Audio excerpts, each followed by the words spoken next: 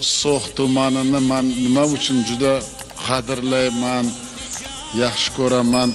Sizlar mana shu qadriga yetasizlar. Mana shu munosabatlikni, do'stlikni, tinchlikni, osoyishtalikni.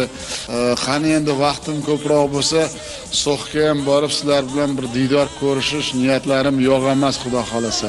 Viloyat hokimi bilan gaplashganimda yoki viloyat ichki ishlar rahbariga topshiriq berganimda So'xdagi tinchlik, osoyishtalikni so'rayman.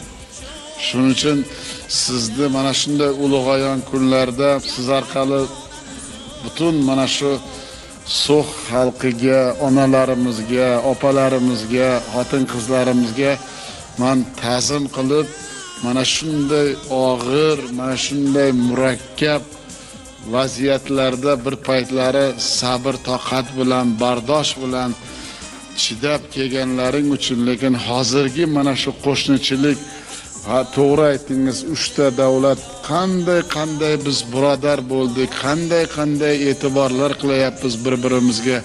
Mumkin ekan-ku tinchlikda ham yashash. Xon qarindoshlarimizni ko'proq ko'rib tursak, bizni qandaydir dunyo qarashimiz o'zgarishi bu albatta o'z ijobiy natijasini beryapti. Shuning uchun sizga ham mana shu ulug'ayon kunlarda sihat, salomatlik tilayman.